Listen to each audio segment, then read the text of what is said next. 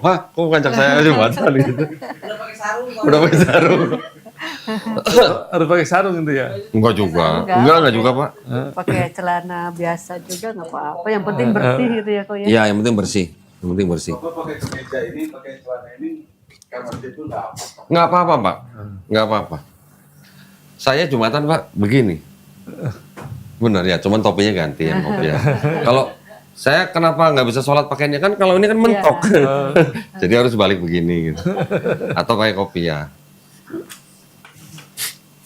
Yang penting apa namanya? Tidak memperlihatkan aurat, Pak.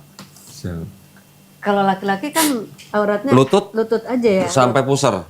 Ini segini auratnya. Alhamdulillah ya, Pak ya. Iya. Ibu. Oh tapi itu Injil apa tadi tuh kok Injil Barnabas? Filipus tuh Oh, Filipus. emang ada itu ya keterangan kalau Yesus itu ya. Ya, nanti saya bacain, Bu, sebentar. Aku tuh pernah dengar juga tuh yang dari Ustadz Kainama itu. Oh, kayak nama. Jadi memang menikah ya. Tidak ditulis menikah. Tapi kan kita bisa berpikir, tradisi Yahudi itu sama Islam malah lebih ketat Yahudi, Bu. Jadi nggak Di mungkin. Yahudi Tapi itu, memang kalau di Alkitab juga kan ada yang apa tuh yang membasuh sampai Iya. di itu gitu kan. Pakai rambutnya lagi ya. Pakai dilap pakai itunya. nah gini, kalau mengenai peristiwa Yesus yang dibasuh kakinya, kan itu kan ngambil dari sini, Pak. Oke. Tapi kalau kita kembalikan ke tradisi Yahudi, seorang wanita yang bukan istrinya memegang laki-laki yang bukan suaminya, itu hukumannya rajam, Pak. Menurut Profesor Barbara Thiering yang meneliti dokumen Dead Sea Scroll, itu ada potongan manuskrip kecil segini, Pak, tulisannya Yesus berkata istriku. Berarti ada kemungkinan Yesus punya istri kan? Iya, iya. Nah, Profesor Barbara Thiering juga yang mengatakan bahwa prosesi di dalam Bible yang menceritakan seorang wanita menyeka kaki Yesus dengan minyak dan menyeka dengan rambutnya, itu adalah prosesi pernikahan. Menurut profesor itu. Tapi kan ternyata kan Markus cuma mengutip dari sini gitu kan. Oke, kita abaikan. Terus di dalam Bible, Yesus oleh muridnya juga, muridnya manggil Yesus apa? Rabi. Rabi harus kawin ya. Rabi harus nikah. Harus nikah Di ya. dalam tradisi Yahudi, karena di dalam tradisi Yahudi, Pak, seorang anak usia 13 tahun buat laki-laki atau 11 tahun buat perempuan sampai usia 18 itu udah harus menikah gitu. Nggak menikah malah aneh gitu. Nah, nanti itu kan udah waktunya belajar, ada tahapannya, Pak. Nah, ketika seorang udah berusia 30 tahun, yang sudah belajar itu baru dia boleh mengajar orang banyak gitu. Itu sudah boleh disebut rabi. Ya, Yesus memulai pelayanan umur berapa? Kan umur 30 tahun, Pak. Nah, itu dia sudah waktunya ngajar. Tradisi Yahudi begitu. Dan kemungkinan besar dia pasti sudah menikah. Ini ada sebuah gospel, Pak. Ditemukan dalam kumpulan gospel-gospel yang ditemukan di, ini nama desa nih, Desa Nag Hammadi di Mesir. Ditemukan tahun 1945, setelah diteliti, diterjemahkan dalam bahasa Inggris, ada yang bunyi begini. Ini di dalam Gospel of Philippus kalau nggak salah. Philippo atau Philippus? Philips. Nah, ini dianggap adalah gospel-gospel dari kelompok Kristen Gnostik, Pak. Nah, Gospel of Philip nih.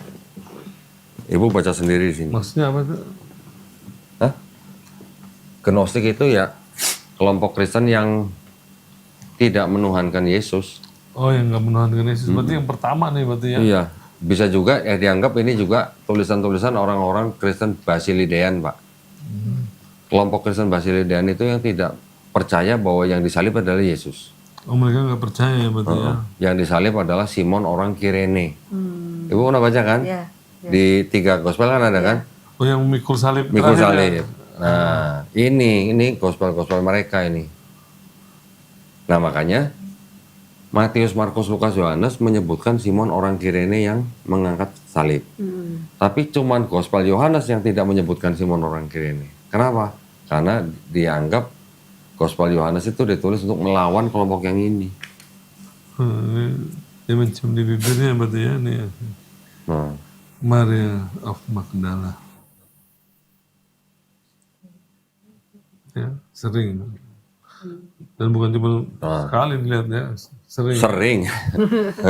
Kalau sering, nggak usah sering, sekali aja udah dirajam kali. Nah ini ada gospel lagi namanya The Second Treatise of the Great Set, Pak. Di sini diceritakan bahwa yang disalib itu bukan Yesus, tapi Simon orang Kirene, dan Yesus melihat itu dari jauh sambil tertawa. Iya, begitu tahu. Makanya aku juga pernah dengar itu.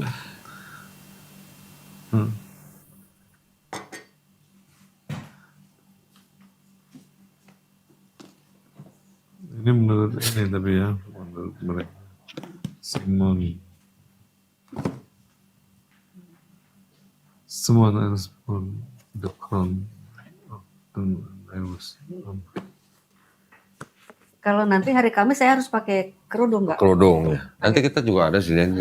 Oh ada. Ibu bakal dikasih malah. Oh gitu. Iya. Oh, Tenang aja Pak. oh jadi dari rumah nggak usah ya, nggak usah bawa kerudung ya? Kalau sudah ada boleh, nggak ada pun nggak apa-apa. Oh gitu. Nanti malah ibu kita kasih mukena juga, kita kasih sajadah juga malah. Kalau yang tentang apa namanya cerita Ismail Ishak yang di Bible yang mau dikorbankan itu, apa sudah pernah dengar penjelasan Iya. saya belum? Iya. Sudah kan? Ya memang Kronologinya ternyata itu ya, apa? kita kan lihat pada saat dia diperintahkan ada di Berseba. Berseba, terus baliknya ke Berseba lagi. Berseba lah. Terus kan ada ternyata bilang, wah si apa Ruditan itu ngomong memang dia bilang bisa aja dia ngambilnya katanya dari apa namanya dia cerita dari belakang katanya. Saya jadi tadinya nggak ngerti jadi ngerti ini maksudnya apa kalau dia kan ceritanya dari Iya. tapi dia nggak cerita dari depan dari belakang. Lama saya mikir, bener juga katanya. Tapi memang aku juga pikir bener juga kenapa perintahnya ada di Berseba terus kembali ke Berseba kok yang Iya. yang dipersembahkan kok Ishak bukan ini. Sedangkan Sarah matinya di Hebron. Iya, itu Begitu Abraham mendatangi. iya. Berarti waktu kembali ke Berseba berarti Abraham pulangnya salah bawa anak kali ini. Ya, siapa yang bilang waktu habis ngobrol katanya Apa tuh yang Andre tuh? Oh, Andre Tunggal. Oh, iya iya. kan wah dia pinter aja katanya dia bilang Tapi kan Andre Tunggal tidak membantah perkataan saya. enggak dia bilang Malah dia bilang saya kontradiksi karena saya malah mempercayai Alkitab. Bukan saya mempercayai Alkitab, saya sedang menceritakan kronologi di Bible Iya, kronologi. yang tidak masuk logika. Bukan saya berarti percaya. Ya saya percaya sama tetap Quran lah. Ngaco aja tuh Andre Tunggal. iya dia bilang wah pinter juga katanya sih. Pintar juga tapi nggak reaksi, nggak ini ya, nggak jawab ya. Dia tuh ngomong sendiri tuh. Iya. Monolog dia. Itu udah 2 kali Pak saya ajak dialog Pak, nggak mau dia Pak. Nggak mau dia. Saya bilang ayo kita ngobrol aja, dialog aja seperti gitu. Nggak mau masa kita paksa. Sebelum kodon di naik sekarang, saya duluan bahas Nabi Ibrahim di YouTube saya. Tuh. Oh gitu. Jadi penelitiannya, saya nelitinya sama kayak kalau dari ayat-ayat itu tentang Ishak yang dibawa tuh umur 2 tahun masa Ismail digendong sama. Iya itu juga Iya, itu aneh kan. juga itu. Itu dibuang ke semak-semak udah gede kok. Udah gede dibuang. Umur istilahnya itu diteliti gitu. Sampai mikir ya. Aneh. Nah, nggak mungkin nih. Anak tunggal kan cuma istilahnya sebelum ada Ishak. Oh gitulah ceritanya kan dicampur-campur saya kira. Ini kalau misalnya nggak mungkin Ishak yang dikurbankan, pasti Ismail. Ya kalau itu kronologisnya dari kronologis. mulai umur bedanya berapa Iya. tahun, terus diteliti. Baru saya berani ungkapin di YouTube, banyak yang respon. Pak. Oh, gitu. Nggak, biasanya kan suami atau istri yang masuk Islam salah satu. Ini berdua, alhamdulillah. Cuman yang lucu cerita itu juga ya penciptaan itu Oh iya. apa kan Alam semesta. ada juga masa apa namanya gelap dan terang tapi bulan sama mataharinya belum Iya. kan jadi itu kayak bikinan manusia ini Iya. apa bukunya nih kan Betul. masa Allah nggak pinter ya kan Oh. jadi Baru halaman pertama tuh Pak. iya Itu halaman pertama. Nah, saya mau kasih lihat Bapak ini. Ini bukti ya Pak ya. Ini bukti nih. Bahwa memang ada kayak semacam apa ya. Upaya gitu lah Pak. Atau saya kasih yang bahasa Inggris saja harusnya.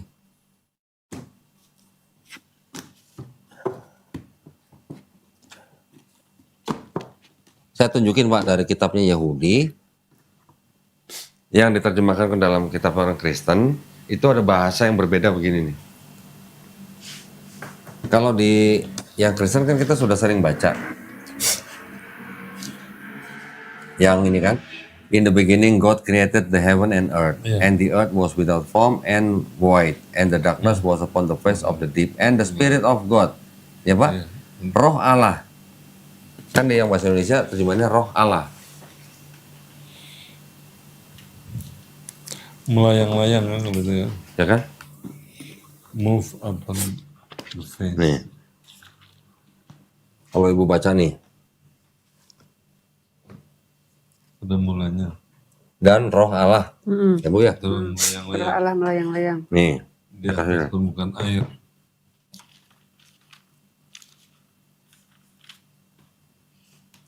Soalnya Awalnya mirip Pak, awalnya Pak. In the beginning of God creating the heaven and the earth. When the earth was astonishingly empty, with darkness upon the surface of the deep, and the divine presence. Beda nggak Pak? Divine presence sama Spirit of God.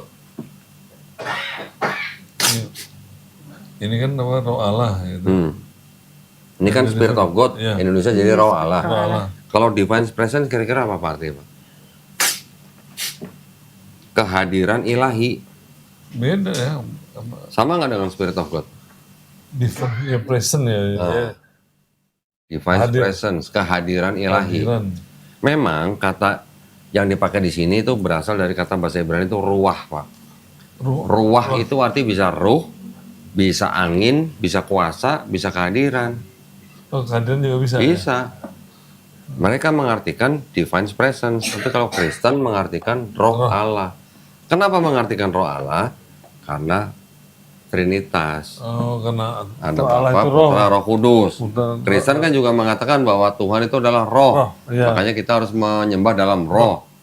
Ya kan? Nanti ada ayat lain, iblis juga roh. Oh iya, roh juga. Berarti Tuhan serupa sama iblis gitu tuh gimana? Sama. Oh, ciptaan berarti. Karena ada Trinitas, makanya mereka menerjemahkan dengan roh Allah. Oh, benar Ini kehadiran divine ya. presence. Kehadiran Allah. Kalau yang apa namanya yang ada disebut malaikat itunya, nama malaikat yang kami itu, Kita yang Oh kita, itu kejadian 1 ayat 26. tapi di ininya Itu Bu, yang hijau. Nah ini nih, di sininya ada nama, katanya ada nama Sebentar. itu malaikatnya. 26. Oh, yang ada malaikatnya tuh di Mazmur 82 ayat 6 Oh, Pak. bukan di penciptaan. Oh bukan. Yang dibilang kita itu. Nih. And God said, let us make Ah, man ya itu. in our image kan? Ya. After our likeness. They shall rule over the fish of the sea, the bird of the sky, and over the animal, and the whole earth, and every creeping things that creep upon the earth. Nah, kita baca nih Pak di sini. nih. Targum Jonathan paraphrases, and God said to the ministering angels. Nah, Iya, itu ini kan. dia. Jadi di sini maksudnya adalah Tuhan berbicara kepada sidang ilahi. kepada sama malaikat Iya, itu. nah malaikat itu, tuh ya. iya, nah itu sama prinsipnya atau konsepnya dengan yang di Islam Bu. Iya, Ketika ada kata kami di dalam Quran, iya. Oh, itu sama ya berarti ya. sama. Kemarin Kak C juga gitu. And Itu God udah said to- lama katanya Trinitas itu kata kita katanya gitu ya. Iya, dibilang gitu. Gitu. Bukan berarti ini benar ada itu. Nah sekarang kan pertanyaannya gini, kita PL-nya Kristen kan berasal dari sini. Iya. Ini yang nulis kan bukan orang Kristen, ini yang nulis kan orang Yahudi. Fotonya ini Yang punya otoritas untuk menafsirkan ini siapa? Gitu. ini nih. Ini fotonya semua, jadi aku cuma kasih tahu ayatnya ini. Ini soalnya kemarin pendetanya ngomong gitu. Jadi ini aja. Baik ini sama ini boleh.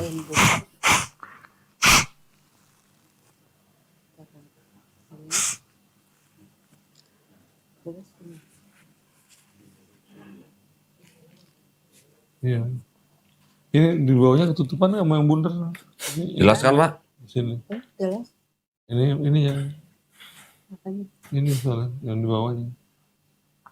Ini kan ngomongnya God said to the ministering angel. The ministering angel, ya. Ya. Mending bawa pendeta yang gini Pak. Maunya sih gitu. Aku malah maunya gitu. Nih ya, ini Ininya ya. covernya. Heeh.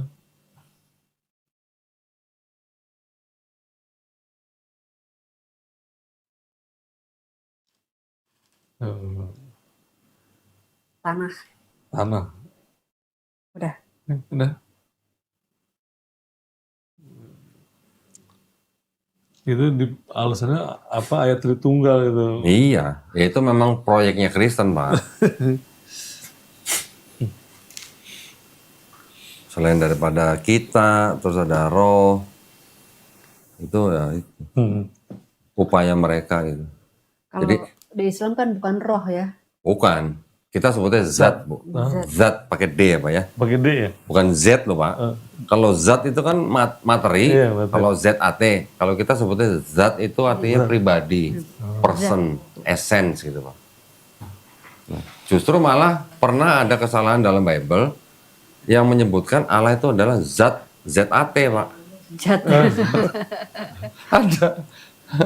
Coba yang ini Kalau masih tulisnya itu.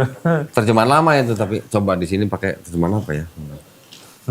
Ini saya punya Bible ya, Pak. 1916 nih. Nah. Ini saya belinya pakai tender, Bu. Oh, ini. Lawan tender saya LAI. Saya dapat ke saya nih. Zat kok. Hah? Yang Tuhan itu adalah zat. Iya. Apa di situ kan? Nggak tahu makanya gue mau cek nih. Ibrani 1 ayat 3 apa? Apa Ibrani 3 ayat 1 ya?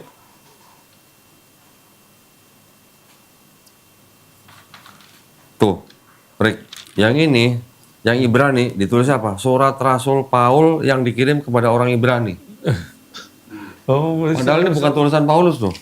Oh gitu. Bukan, Ibrani bukan tulisan Paulus loh. Belum, katanya belum, penulisnya juga nggak jelas. Nggak jelas. Berani ya dia. Kalau nggak salah di terjemahan lama deh kok. Iya, yang TL. Gue lagi coba ngecek di sini. Ibrani berapa ya? 1 ayat 3 kan ya? Tuh Pak, Ibrani 1 ayat 3 tuh. Terjemahan lama, pakai zat. Ya makanya cuman dia pakai T gitu ya. Terjemahan lama itu. Zat. Zat. Kalau zat itu berarti cair, padat, apa gas gitu. Tuhannya. Di PL ya. TL ya. Jadi maka ialah yang menjadi cahaya kemuliaan Allah dan zat Allah yang kelihatan. Mungkin maksudnya penerjemah itu dulu mau nulis pakai D ya, zat ya. Iya. Kayaknya mau ngikutin itu ya. Sebenarnya Iya. banyak ngikutin apa Al-Quran ya itu ya. Sekarang Bapak tahu nggak kenapa Bible-nya LAI masih ada kata Allah? Sebabnya. Ya, Saya pernah bahas tuh sama Ustadz Kenamat. bukannya karena udah dirubah di itu. Jadi apa nama itu jadi apa maksudnya di kamus bahasa. Enggak. Di kamus tadi kan saya udah kasih lihat Bapak yang KBBI kan Allah kan nama Tuhan dalam bahasa Iya, Arab. dalam bahasa Arab ya. Tapi di dalam LAI kan kata Allah kan sebagai generic name, bukan proper name. Nah, ada dokumen Belanda Pak tahun 1936 yang mengatakan bahwa menggunakan kata Allah itu memang untuk mendekati umat Islam, Oh karena memang awalnya niatnya itu ya. untuk penginjilan. Jadi ada pepatah begini, kalau kita mau menebang sebuah pohon, kita harus menggunakan kapak yang gagang, kapak itu dari pohon itu gitu. Ya, itu kata Allah itu yang dipakai. Jadi kayak yang bilang itu jadi kalau pakai yang lain nggak laku katanya. Ya. Oh, Ya karena kan Islam di Indonesia kan mayoritas banyak. Kan itu kan pasti menggiurkan kan Pak buat Kristen. jadi mirip-mirip ya Kan aslinya memang Theos ya. Harusnya Bahasa Yunani dewa kan, Theos. harusnya. ada dewa. Harusnya sih gini kalau menurut saya. Harusnya yang Theos itu menjadi Tuhan, yang Kurios menjadi Tuan. Harusnya. Ini kan rancu, masa God jadi Allah, Lord jadi Tuhan. Kan terbalik, harusnya kan God kan jadi Tuhan. Iya. Gitu. Nah Allah ini yang pakai kata Allah cuman Alkitab bahasa Indonesia, Malaysia, sama Arab, Kristen Arab. Tapi Kristen Arab menggunakan kata Allah di dalam Bible mereka itu sebagai proper name. Oh beda ya. Ini ada kamus Pak, kamus bahasa Arab tuh, yang menyusun Pendeta Louis Makluf.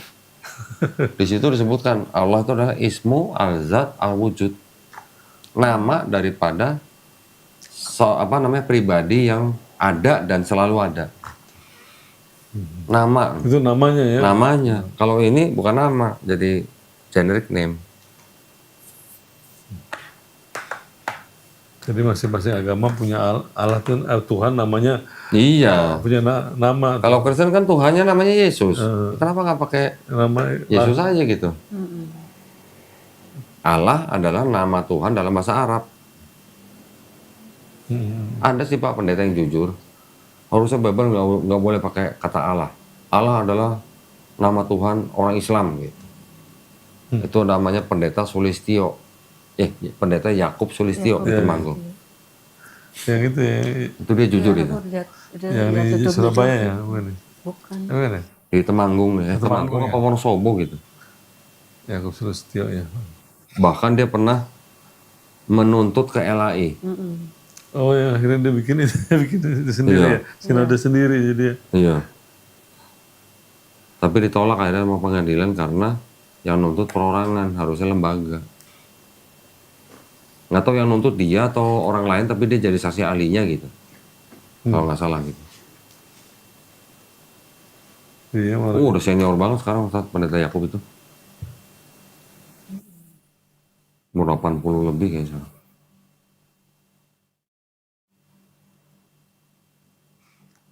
Ini kasihan udah dia kemalaman dia. Hari ini mah masih pagi Pak, kalau saya mah. Biar apa namanya kita setiap hari ya. Baik, mudah-mudahan dilancarkan Pak hari Kamis Pak. Oh, mau ke numpang ke Boleh. ini dingin banget asli. AC-nya kedinginan.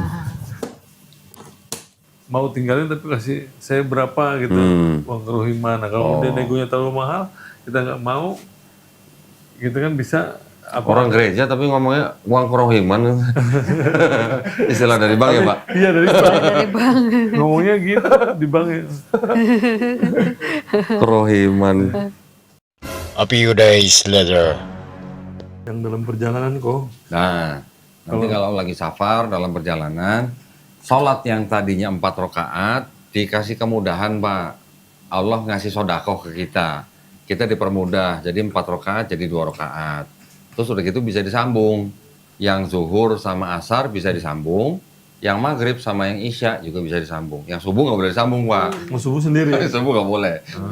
Nah, jadi kalau yang zuhur dengan yang asar digabungkan dan diperpendek, itu istilahnya dijamak dan dikosor. Jamak itu artinya digabungkan, dikosor itu artinya diperpendek. Dijamak digabungkan tapi tetap dengan 2 salam. Artinya yang zuhur tadi 4 rakaat jadi 2 rakaat ditutup dengan salam. Yang asar juga tadinya 4 rakaat diperpendek jadi 2 rakaat juga ditutup dengan salam. Jadi 2 rakaat salam, 2 rakaat salam. Tapi langsung dilakukan gitu. Setelah zuhur 2 rakaat salam, langsung berdiri lagi, qomat, asar, 2 rakaat lagi, zuhur salam. dulu. Niatnya sekali aja cukup. Oh, sekali aja. Niatnya sekali aja cukup pada waktu kita mau sholat zuhur yang mau digabung dengan asar, niatnya cukup sekali. Saya berniat sholat zuhur dijamak dengan sholat asar dan dikosor masing-masing 2 rakaat menghadap kiblat lillahi ta'ala. Udah cukup gitu aja. Jadi setelah salam langsung berdiri lagi, langsung ini lagi ya? Iya, setelah salam berdiri lagi langsung sholat lagi yang asarnya. Di takbiratul ihram lagi? Iya, biasa. yang maghrib dan isya juga begitu. Tapi kalau yang maghrib dari 3 rakaat nggak boleh jadi 2 rakaat Pak, tetap 3. Oh, tetap 3 ya? Ya, zuhur 4 rakaat jadi 2, asar 4 rakaat jadi 2, maghrib 3 tetap 3, 3, isya 4 jadi 2. jadi 2. Oh. Itu sholat-sholat yang ketika kita sedang melakukan perjalanan. Tapi perjalanannya ini perjalanan yang seberapa jauh nih Pak? Nah gitu. Ini nanti ada beberapa pendapat. Ada yang mengikuti hadis yang perjalanan yang boleh dijamak kosor itu yang setelah melebihi kurang lebih ya Bu ya, kurang lebih 90 km. Tapi ada juga yang mengambil hadis cuma 5 km. Itu boleh. Dan ketika kita mau melakukan perjalanan, kita bisa melakukan sholat jamak kosor itu pada saat kita sedang di perjalanan, di tengah perjalanan, atau sebelum. Sebelum perjalanan pun kita boleh sholat di jamak dan di kosor. Karena kita sudah mau melakukan perjalanan. Nah, ketika kita menginap di suatu tempat, itu ada beberapa perbedaan pendapat. Ada yang 3 hari pertama boleh jamak kosor, hari keempat sudah full gitu. Ada juga yang 4, ada yang 10, nanti ada yang bilang selama perjalanan gitu. Pokoknya selama kita tidak berniat untuk mukim di suatu tempat tertentu, ya selama itu juga sholatnya jamak qashar. Ada yang bilang begitu juga. Bapak jangan khawatir, mau ngikut yang mana itu sesuai dengan kemampuan Bapak. Jamak qashar. Jamak qashar.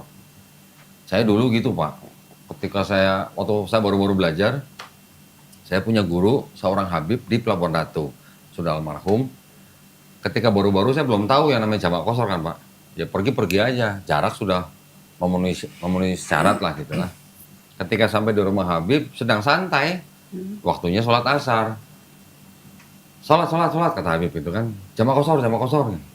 Saya bilang, saya kan lagi santai, kenapa harus jamak qashar? Saya bilang, saya mau 4 rakaat aja. Jangan sombong sebenarnya. Itu sodakoh dari Allah gitu katanya. Jangan ditolak gitu, gitulah. Ya udah akhirnya baru saya ikutin. Oh dulu masa kalau kemana-mana tetap aja 4 rakaat gitu. Ternyata ada sodakoh, ada kemudahan yang diberikan buat kita. Gitu. Nanti Bapak belajar pelan-pelan. Iya tadi. Step by step Pak. Ini mau nanya sama Kodani, dia bilang katanya Nah. apa lupa gitu, makanya pengen nanya itu ya. Nanti misalnya ada yang lupa, WA saya aja. Ya. WA aja. Ya, ya. Insya Allah yang saya bisa jawab, saya insya Allah jawab. Ya. Kalau apa nanti kan sholat di rumah gitu, ini kan kadang-kadang suka banyak lupa gitu, gerakan-gerakannya atau apa. Ya, Kan kalau saya kan nggak boleh jadi imam kan, kalau perempuan. nggak boleh. Jadi tetap harus sendiri-sendiri ya. Gini, selama Bapak sedang belajar, lebih baik, kalau laki-laki Pak, sholat wajibnya tuh harus di masjid. Ya, kecuali kalau Bapak punya halangan yang syar'i, uzur yang syar'i. Syar'i itu maksudnya misalnya sakit gitu ya, atau sedang bepergian atau apa. Tapi kalau tidak ada halangan yang syar'i, Bapak kalau sholat di masjid itu Bapak apa ya namanya 27 derajat lebih tinggi pahalanya Pak daripada Bapak sholat sendiri di rumah. Jadi laki-laki sholatnya di masjid, perempuan sholatnya di rumah. Nah, ketika Bapak sedang belajar, Bapak belum bisa sholat sendiri kan, belum tahu maksudnya urutan bacaan gitu. Nggak apa-apa, Bapak ke masjid aja, tinggal sebagai makmum. Makmum itu artinya sebagai jamaah.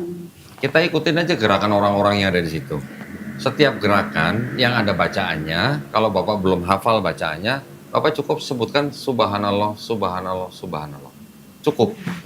Kalau Bapak belum hafal bacaannya. Itu berapa kali kalau di Semampunya Bapak aja, Oh, gitu. selama imamnya baca gitu. selama imam baca kita Ya, nanti kalau imamnya sudah Allahu Akbar memberitahukan gerakan berikutnya, ya Bapak tinggal ikutin aja. Ketika Bacanya sedang itu sujud, subhanallah gitu ya. ya ketika sedang sujud juga baca aja subhanallah aja. Oh, jadi- Tapi dalam hati Pak, pada saat tiap gerakan tuh ada itunya ya, Ya. ada doanya ya, ada doanya dan ada bacaannya. ada bacaannya. Tapi dalam hati ya Pak, jangan yang lain nanti diem Bapak teriak sendiri jangan. Subhanallah sendiri. Iya, dalam hati aja. Artinya gini Pak, Bapak mengucapkan pakai bibir yang bergerak, tapi suaranya hanya bisa didengar oleh kuping Bapak. Yang artinya sir atau dipelankan, bukan berarti kita mulut diem ngomong dalam hati, bukan. Kita tetap mengucapkan tapi kuping kita aja yang dengar, jangan sampai orang lain dengar gitu. Jadi bibirnya tetap bergerak. Bibir cuman tetap bergerak. Suaranya dipelanin gitu. Ya. Jadi walaupun kan kalau sholat subuh itu dijahar, artinya dikeraskan suaranya. Zuhur dan asar itu kan disir atau dipelankan suaranya. Tetapi buat masing-masing jamaah itu tetap menggerakkan bibirnya dengan suara yang hanya didengar oleh kupingnya sendiri gitu. Itu namanya sir Pak. Nanti maghrib dan isya itu juga dikeraskan lagi. Bukan berarti bibirnya diem ya Pak ya, bukan dibaca dalam hati. Karena apa namanya tanda bahwa kita melakukan itu dengan yang sesuai dengan niat kita itu diperlihatkan dengan gerakan bibir. Kalau dalam hati istilahnya belum kelihatan benar gitu kita sedang membaca gitu loh. Yang tahu hanya Allah Subhanahu wa taala gitu. Gitu Pak. Nanti setelah itu kalau Bapak sudah bisa sholat yang fardu itu wajib. Nanti Bapak pelajarin lagi ada sholat yang namanya sholat sunnah. Sholat sunnah itu macam-macam Pak. Ada sholat rawatib, ada sholat tahajud, ada sholat tobat, ada sholat istikharah, macam-macam. Ada sholat hajat, sampai ada sholat mutlak juga ada. Tapi Bapak pelan-pelan aja. Yang pertama-tama Bapak nanti ikuti atau yang coba lakukan itu adalah sholat rawatib. Sholat rawatib itu adalah sholat-sholat yang mendahului dan mengakhiri sebuah sholat. Nah itu tidak semuanya ada sholat rawatibnya Pak. Jadi kalau subuh ada yang namanya sholat yang mendahului, namanya sholat qobliyah. Ya, jadi 2 rakaat sebelum subuh, setelah qomat baru sholat subuh, sudah selesai, jangan sholat lagi. Kalau Bapak sholat lagi setelah subuh malah salah, itu malah nggak boleh gitu. Nanti ketika zuhur, sebelum zuhur ada 4 qobliyah, tapi dilakukan dengan 2 rakaat.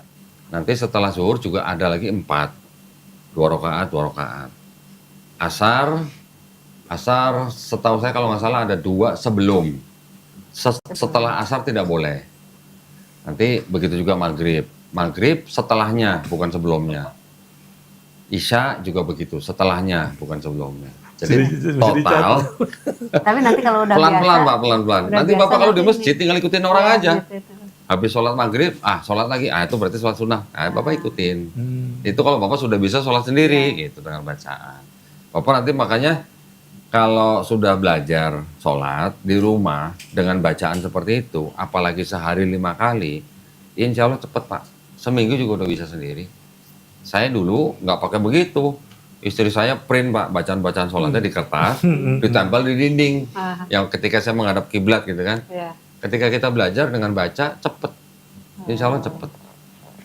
Nanti bacaannya, setiap sholat itu pasti ada bacaan yang namanya surat Al-Fatihah Pak.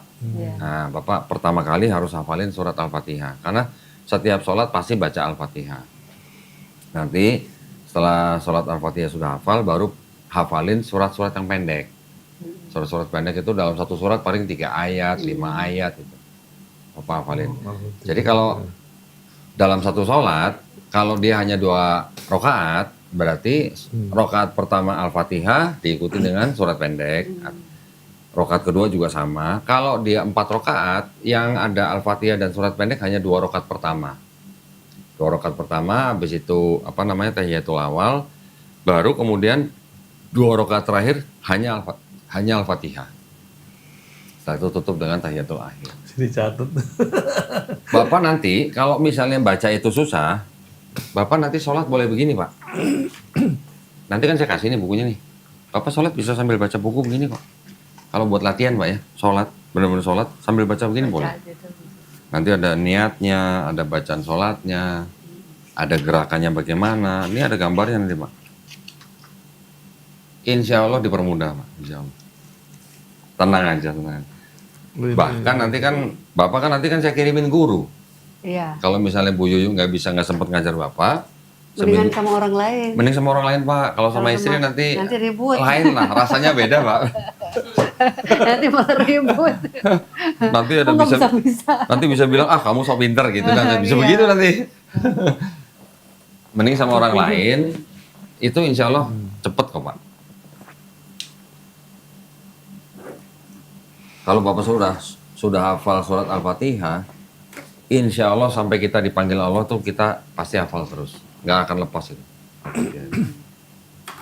Dari kemarin tuh udah ngapal-ngapalin dulu masih ada yang salah. Ada yang salah. Tenang Pak, santai Pak. Bahkan nanti ketika Bapak sudah mulai belajar Iqra, bahkan ketika nanti Bapak sudah mulai membaca Quran, kalaupun Bapak merasa kesulitan dengan satu kalimat misalnya, jangan kecil hati Pak. Kalau Bapak lagi susah baca satu kalimat, itu artinya Allah sedang sayang sama Bapak. Bapak sedang disuruh mengulang terus itu kalimat-kalimat itu. Benar Pak itu Pak. Jangan kecil hati, jangan pernah kecil hati. Yang kita baca di dalam Quran itu kan firman Allah. Insya Allah pasti dimudahkan. Insya Allah dimudahkan. Sama Allah dimudahkan, cuman ada iblis yang bikin kita lupa gitu ya. Itu Ya, katanya mesti diusir Bapak, katanya. makanya Bapak setiap kali mau baca Quran kan selalu baca A'udzubillahi minasyaitonirrajim. Itu ya, jadi baca itu dulu ya. Ya. Karena Mau belajar Iqra pun baca itu Pak. A'udzubillah. A'udzubillah. Biar setannya pergi. Aku berlindung dari godaan setan yang terkutuk gitu Pak. Itu artinya Baik, bismillahirrahmanirrahim. Assalamualaikum warahmatullahi wabarakatuh. Waalaikumsalam. Alhamdulillahirrabbilalamin. Wassalatu wassalamu ala rasulillah. Senang sekali bisa berjumpa kembali di channel Dolitan dan Geraha Mualaf Jakarta ya. Yang mana pada hari ini 29 Agustus 2024, sekarang pukul 7:47 waktu Indonesia Barat. Di hadapan saya ada Bapak Heri Ramelan ya Pak ya. Iya. Beserta dengan istri Ibu Yuyu Mudianingsih, betul ya? Menyatakan diri bahwa Pak Heri dan Ibu Yuyu ini berniat untuk masuk Islam. Betul ya, Pak Ibu ya? Pak Heri dan Bu Yuyu sudah datang ke studio Geraha Mualaf Jakarta pada tanggal 25 Agustus 2024 yang lalu. Dan ketika kita sudah berdiskusi, menyatakan bahwa keinginannya untuk masuk agama Islam pada tanggal 29 Agustus ini. Betul Pak ya? Alhamdulillah kita semua sekarang sudah diberikan kesempatan untuk bisa melakukan prosesi ini. Kami malah sudah siapkan sertifikat buat Bapak Ibu. Nah ya kan karena sudah diskusi, sudah menyatakan keinginan, jadi kami sudah siapkan supaya nanti Bapak tidak perlu tunggu-tunggu lagi ya sertifikatnya. Nah ini adalah surat pernyataan memeluk agama Islam, ini untuk yang Pak Heri dan ini untuk yang Ibu Yuyu dan Pak Heri ya. Nah, nanti kita ingin mendengarkan Bapak dan Ibu masing-masing membaca surat pernyataan memeluk agama Islam ini. Namun ketika nanti sampai kepada 2 kalimat syahadat ini, nanti biar saya yang tuntun Bapak, ya saya yang tuntun Ibu. Iya. Nanti setelah itu baru Bapak tanda tangan. Kacamatanya lupa. Oh kacamata. Terima kasih ya.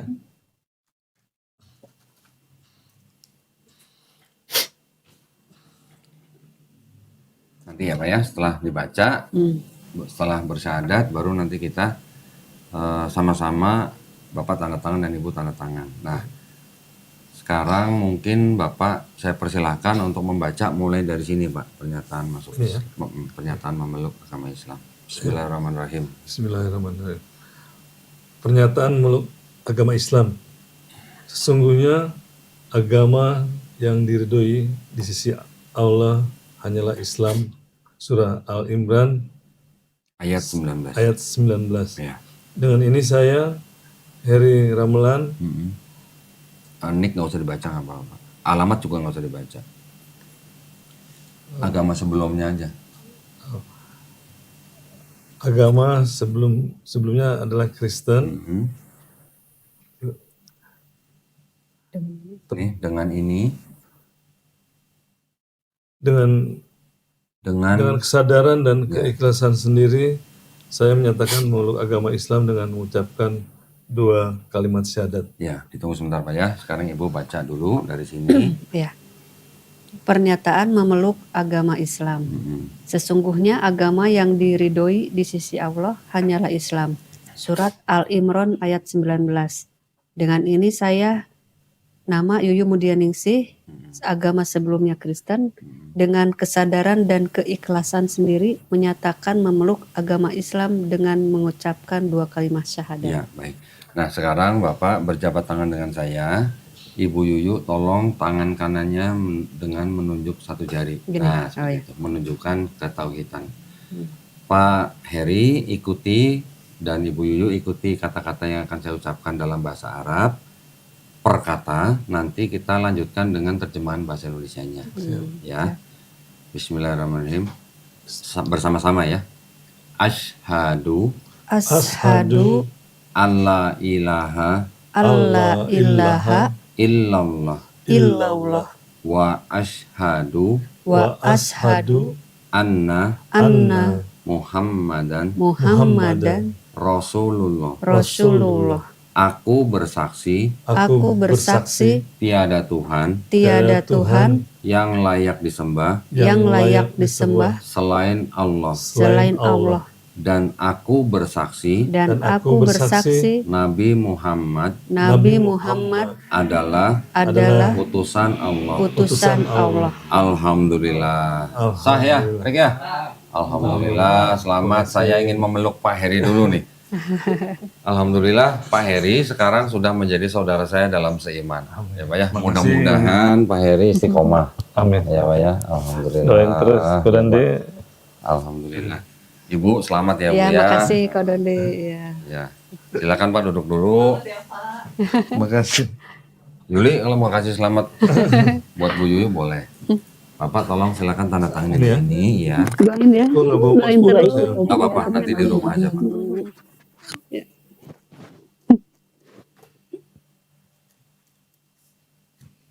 namanya boleh tulis Pak. Alhamdulillah. Akhirnya, Ya, alhamdulillah. keren bener ya. Silakan Ibu tanda tangan. Nanti di rumah Bapak tinggal tempel foto Bapak aja Oh, sama Ibu ya. rupanya waktu tadi di rumah dia cerita, dia udah yang pas kemarin kejadian apa namanya yang dia suka dengar apa namanya Channelnya Ko Donde. channelnya Kodondi, Ya. ini kan udah mulai nggak nyaman dia, Oh. udah mulai nggak nyaman. Nanti mungkin ceritanya nanti ya. Tapi sebentar begini. Ada yang ingin saya sampaikan ke Pak Heri dan Ibu Yuyu. Di dalam Islam kita memahami seperti ini Pak. Bahwa setiap manusia sebelum dilahirkan ya. Jadi kan kita ketika masih di alam ruh ya Pak ya. Kita sebenarnya semuanya sudah pernah berikrar bahwa Tuhan kita adalah Allah Subhanahu wa taala. Ketika kita lahir, kita sebenarnya fitrah. Fitrah itu artinya muslim, Pak. Muslim itu artinya orang yang berserah diri hanya kepada Allah Subhanahu wa taala, pencipta kita semua. Nah, ketika nanti orang itu besar, dia mungkin menjadi Yahudi, Nasrani atau Majusi, itu karena orang tuanya, ya. Nah, mungkin ketika dewasa seperti Bapak dan Ibu Yuyu ini sekarang sudah mendengar tentang Islam, bahkan sudah menerima Islam dan bahkan alhamdulillah pada malam hari ini sudah memeluk Islam. Pak Heri dan Bu Yuyu ini sebenarnya bukan pindah agama, tapi kembali ke fitrah manusia, Pak. Fitrah sebagai manusia yang hanya bisa berserah diri kepada Allah Subhanahu wa taala. Ya. Dan perlu saya sampaikan, ini sangat penting buat Pak Heri dan Bu Yuyu, bahwa ketika seseorang yang bukan Islam, dia memeluk Islam, seperti Pak Heri dan Bu Yuyu sekarang, dosa-dosa Bapak, dosa-dosa Ibu, dari mulai akil balik sampai hari ini dihapuskan Pak. Insya Allah. Insya Allah Pak dihapuskan. Tetapi kebaikan yang Pak Heri dan Bu Yuyu pernah lakukan juga dari mulai akil balik sampai hari ini tidak dihapus Pak, tapi tetap dicatat sebagai pahala kebaikan. Insya Allah ya Pak ya, alhamdulillah. Mudah-mudahan Islamnya Pak Heri dan Islamnya Bu Yuyu insya Allah baik. Ya, nah itu yang ingin saya sampaikan kepada Bapak. Ini adalah sebuah kabar gembira buat orang-orang yang baru masuk Islam. Dan untuk itu saya ingin memberikan, ini ada buku petunjuk sholat. Satu-satu ya biar nggak ngiri ya Bu. Di sini juga sudah ada ya? Belum. Belum. Oke, sekalian. Nah, ini saya sudah siapkan juga. Ini berarti buat Ibu Yu sama Pak Heri beda dong isinya. Nanti Pak Heri dikasih mukena, bingung dah. Nah, yang ada mukena berarti buat Ibu Yuyu, ya. Wah, yang buat Pak Heri nggak ada sarungnya ya? Oke, nanti kita susulin lah Pak sarungnya. Ini ada sajadah Pak. Nah, ini nanti di dalam sajadahnya juga ada bacaan sholatnya. Tapi yang penting Bapak bisa belajar dari sini. Ya. Quran habis ya? Yo. Quran masih ada? Habis ya? Waduh, masalah. Mohon maaf Pak, Qurannya sedang habis. Iya, Bu. Nanti kita kirim ke rumah ya Pak ya. Ini sementara itu saya kasih dulu, ini buku Iqra Pak. Nah, ini buku yang legendaris nih Pak. Ya, Bapak nanti seperti anak SD lagi ketika mau mulai belajar ini. Tapi jangan kecil hati Pak. Insya Allah mudah. Ya, ketika dilakukan dengan apa namanya istiqomah, insya Allah mudah. Saya berikan kepada Bapak Ibu. Ya. Dan mohon maaf Pak, sebelumnya tidak mengurangi rasa hormat kami buat ke Pak Heri dan Bu Yuyu. Orang-orang yang baru masuk Islam itu adalah orang-orang yang termasuk salah satu dari 8 kelompok yang berhak menerima zakat. Nah, kami juga ingin memberikan zakat ini kepada Bapak Ibu. Tolong jangan dilihat jumlahnya, Pak. Ya, tolong diterima aja dengan baik. Terima kasih. Ya, kami hanya melakukan amanah nih, Pak nih. Ibu tolong diterima Ibu ya. Terima kasih. Nah, sertifikatnya mungkin bisa disimpan di sini, Bu. Oh iya. Takut rusak. Nanti Saya foto dulu ya, Pak ya. Iya. ya. Sertifikatnya. Belum ada fotonya tapi. Nggak apa-apa, nanti Bapak tinggal. Yang penting kan saya nomor dan tanda tangan Bapak. Hmm.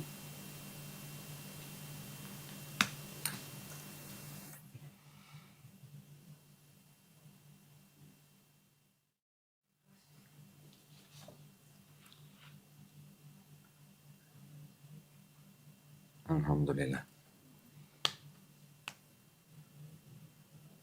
Saya masukkan ke dalam sini. Ada itu nggak kalau ada kegiatan apa namanya? Kalau yang baru masuk Islam namanya? Apa? Apa pengajian? Nggak, Kajian. yang ada. Kajian-kajian. Iya, maksudnya kalau untuk orang yang baru masuk Islam itu Nanti kan dikirim ke rumah, ada orang. ada kegiatan apa enggak Terus gitu. Insya Allah. selain yang datang ke rumah untuk Ada. ada juga ya. Insya Allah ada. Insya Allah ada. Ada Nanti kegiatan insya ya? Allah kita kabarin Bapak Ibu ya. Kalau kita ada acara kita pasti undang. Iya. Insya Allah.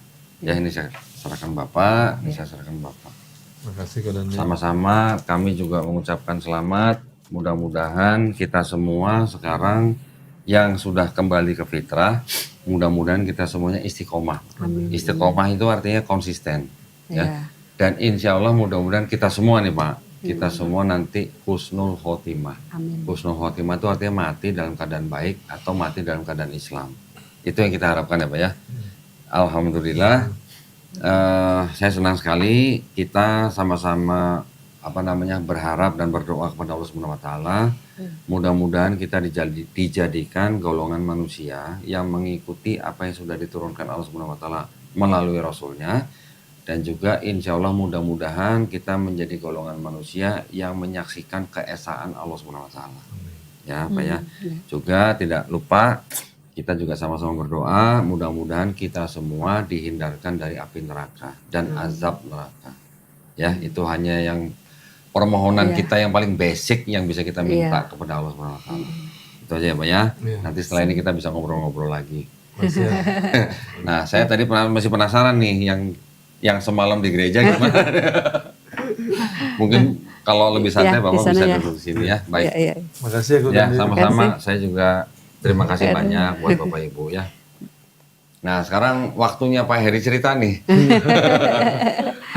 Saya penasaran bener. Apa yang dibicarakan Pak semalam Pak di Oh di gereja? gereja, iya. Waktu pas sebenarnya kita datang gitu kan. Aku datang sama istri, cuman Jam 9 pagi kita kan janjian 9 pagi, kita pas tepat waktu datang jam 9. tuh Bu Pendeta datang, cuman nggak boleh masuk berdua gitu jadi karena karena saya kan pelayan istilahnya di situ, dia kan sebagai pendeta gitu jadi ini istilahnya mungkin kan intern jadi karena mungkin dianggap saya itu lagi ada masalah gitu kan, dia sebagai KMJ-nya sebagai pendeta yang membimbing saya itu pribadi gitu. Maksudnya bergantian masuk atau memang Ibu nggak boleh masuk? Enggak boleh. Ibu nggak boleh masuk? Nggak boleh masuk karena itu intern gitu, maksudnya antara pelayan lah gitu. Ya. Gitu, cuman ya pada saat masuk itu bicara dia dia bilang gini saya tuh berdoa tadi pagi katanya, dia bilang dia berdoa tadi pagi apa yang mesti saya sampaikan sama Pak Heri katanya, dia bilang gitu sama Tuhan gitu.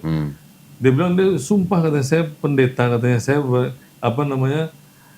dia bilang jawabannya tadi pagi percuma katanya ngomong sama Pak Heri katanya, karena dia udah punya jawabannya.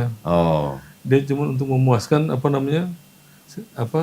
nafsu hati. Ya dia bilang seperti itu, jadi saya bilang saya dengerin aja dulu gitu kan, dengerin dia bilang seperti itu itu jawaban doa tadi pagi katanya, dia bilang gitu. Jadi terus dia ngomong, terus pun saya tanya gitu, saya ngajuin pertanyaan-pertanyaan ke Bu Pendeta kan gitu. Bapak pendetanya juga ada? Enggak, Bu Pendeta ini kan perempuan. KMJ-nya jadi, perempuan. Memang pendetanya perempuan, gembalanya? Ya gembala, jadi ketuanya di situ perempuan gitu. Ya saya bilang saya tanya gitu kan, loh kan yang saya tanya semuanya kan juga dari Alkitab gitu kan. Saya dia bilang dia udah baca surat pengunduran dirinya, kemudian masih berusaha untuk saya terus berpikir gitu, Dia bilang dia pikir saya tuh imannya lagi Goyang. lagi goyang gitu dia. Dan yang seperti pertanyaan yang saya sampaikan, dia bilang gini, ini pertanyaannya semuanya sama kayak pertanyaannya tadi sih kalau orang Mualaf. mualaf gitu. Dia bilang sama kayak siapa Tantan tuh katanya, dia bilang. Tantan. Oh berarti dia tahu Donditan nanti. Makanya dia mau ngomong kayaknya dalam hati dia kayaknya mau ngomong ke Dondi kan, cuman saya diam aja, saya nggak komen gitu kan. Sama dia bilang Sama itu Nandar katanya. Ustad. Tapi dia bilang Ustad Nandar katanya. Cuman saya pura-pura saya dengerin aja, nggak saya tanggepin. Oh berarti ternyata update juga ya pendeta ya. Oke, tapi dia tidak menjawab Pak. Hanya bilang itu pertanyaan mualaf gitu.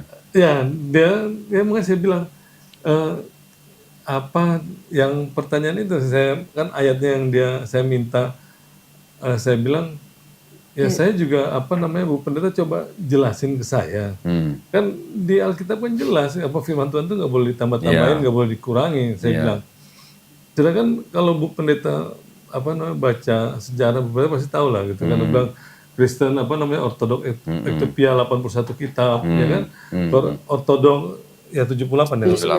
78 ya, terus Katolik ya kan 73, Protestan 66. Nah sekarang kok bisa 25 kitab dari itu kan firman Tuhan juga Bu Pendeta, saya bilang. Kok bisa hilang itu aja, saya bilang. Kan harusnya kan nggak boleh kalau secara kalau kita firman Tuhan yang udah kita baca kan nggak boleh. Harusnya itu kan firman Tuhan juga, terus kok bisa kita anggap yang 66 aja yang benar ya kan. Dia bilang gini ya karena yang lain tuh contohnya kayak gini lah, itu istilahnya kayak umpamanya adat Batak gitu. Itu masukin, nah itu kan sama kita nggak cocok gitu. Jadi cerita sejarah gitu ya. Ya. Istilahnya seperti itulah dia bilang. Cuman kan nggak mungkin 25 kitab isinya itu semua kan.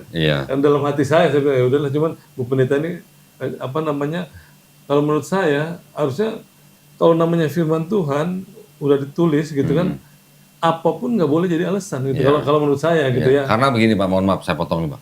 Dari kitab-kitab yang ditolak oleh denominasi lain, contoh ya, surat Ester atau kitab Ester, ada sebagian surat Ester yang ditolak, tapi di dalam kitab yang mereka pakai juga ada surat Ester, tapi isinya berbeda Pak, tambahan lah yang ini. Itu ditolak gitu, padahal sama-sama Ester gitu katanya. Nah, kalau memang itu dianggap bukan firman Tuhan, lah yang ini Ester dari mana, ini Ester dari mana gitu maksudnya. Contoh itu Pak. Kalau itu aku nggak tahu, makanya aku nggak bisa. Kalau tahu gitu, pasti aku omongin saat itu. Oke. Nah itu jadi catatan kita juga nanti. Oh jadi Esternya beda itu ya? Iya, sama-sama Ester, tapi kalau yang ditolak itu adalah bisa dikatakan mungkin tambahan lah gitu ya. Tapi yang di dalam kitab yang Protestan ada kitab Ester, gitu. Yang di Deuterokanonika dan yang Ortodok dan Ethiopia juga ada Esternya juga Pak. Sama-sama Ester gitu loh. Jadi kenapa yang Ester ini dianggap firman Tuhan, yang Ester ini bukan firman Tuhan gitu. Iya. Gitu. Iya, itu saya bilang kan alasannya kan jelas, saya di situ saya bilang bahwa saya ngundurin diri karena saya kan sebagai pendeta itu harus menjaga kemurnian ajaran. Sedangkan ajaran itu kan maksudnya Bu Pendeta kan yang di dalam Alkitab ini kan saya bilang. Sedangkan saya tahu bahwa itu banyak ayat sisipan, saya bilang kan. Dia bilang tapi beda katanya, dia bilang yang dimaksud ayat sisipan nggak boleh nambah kurangi itu. Kalau ini kan untuk memperkuat gitu kan dia bilang seperti itu, cuman ya jadi saya bilang ini kayak jadi pembenaran kan gitu kan, padahal namanya udah bilang nggak boleh ya nggak boleh lah kalau di dalam firman kan harusnya kan gitu ya dan dia kalau menurut saya gitu udah nggak boleh ngurangin. Tapi dia bilang kalau dulu kan dia bilang sejarah Kristen kan Bapak tahu banyak ajaran sesat juga kan. Iya saya tahu, dia bilang itu memang ada. Nah ini kenapa ayat ini keluar katanya nggak boleh ditambah, nggak boleh dikurangi, karena pada saat itu banyak ajaran sesat. Makanya kenapa ada kanonisasi Alkitab. Saya bilang kenapa kok yang di kanon itu kan juga Bapak Gereja, saya bilang kenapa yang Injil-Injil yang murid-muridnya Yesus yang agama yang bahasa Ibrani kok malah nggak dipakai, ini yang bahasa Yunani, saya bilang gitu. Gitu kan. Ini kalau yang saya baca, saya bilang ini juga no name, saya bilang ini juga, dia nggak mau ngakuin kalau itu tidak diketahui yang menulis. Dia bilang percuma saya jelasin soalnya Pak Heru udah punya jawaban semua katanya, dia bilang kan gitu. Dia bilang seperti itu. Jadi bukan gitu, maksud saya justru Bu Pendeta harus meyakinin saya gitu bahwa saya itu salah gitu. Maunya saya kan begitu kan, Ko Dandi kan. Tapi dia ngomongnya seperti itu terus, jadi kayak apa namanya ya. Kalau dia bilang percuma jelasin karena Bapak sudah punya jawaban semua, berarti dia sudah tahu bahwa yang akan dia jelasin sudah pasti bisa dibantah sama Pak Heri gitu ya. Iya, jadi Dan kelihatannya kalau begitu jawaban dia tuh sangat standar, Pak. iya, Standar dalam arti hanya berdasarkan tradisi gitu. iya, dan saya pikir nih jadi jawabannya kayak pendeta ya, karena dia akuin kalau dia tuh memang nggak bisa bahasa Ibrani sama bahasa Yunani gitu kan. Dia akui kata saya memang sibuk jadi nggak sempat pelajarin itu katanya, dia bilang begitu. Dia akuin. Cuman nanti saya apa namanya kasih ke pendeta, ada dosen saya katanya bisa. Yang bisa bahasa Ibrani. Oh, jadi saya dirujuk lagi. Cuma saya bilang kan Dirujuk. Udah kayak pasien aja dirujuk. tapi di situ ada apa pendeta kita yang dokter juga, cuman dia udah pensiun. Dia bilang sama itu aja, nanti saya coba deh saya juga penasaran juga karena dia waktu itu kan udah jawab pertanyaan saya yang apa namanya masalah Tritunggal, dia kasih yang Yohanes 1 Yohanes 5 ayat 7.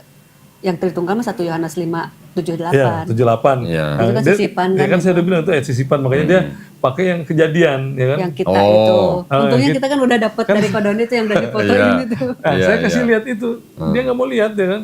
Oh, nggak mau lihat? Dia bilang, kan saya bilang, dia bilang gini, setiap kan udah saya jawab, tapi Bapak selalu apa namanya jawab Sudah lagi, punya jawaban. gitu kan gitu. Lo bukan Bu Pendeta, ini saya baca sendiri nih, apa saya foto sendiri, coba Pendeta nggak mau dia baca, saya WA aja ke handphone ya kan.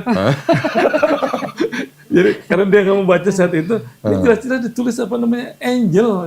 Jadi Allah sedang Oh, yang kejadian 126. Iya, Iya, Allah sedang bicara sama malaikatnya, bukan apa namanya Ministering angel. Iya, ministering angel, bukan dia bicara dengan apa Tiga namanya pribadi. tiga pribadi, Iya. gitu. Saya udah, tapi dia karena udah nggak ada ayat lagi kan, ayat Tritunggal kan berarti, Iya. karena dia selalu bilang apa namanya, jadi seolah-olah Tritunggal itu sudah ada gitu. Jadi Dari dulu. dan saya bilang itu nggak benar, itu bukan ajaran Yesus, Bu Pendeta, saya bilang gitu. Itu hasil konsili, saya bilang kan gitu kan.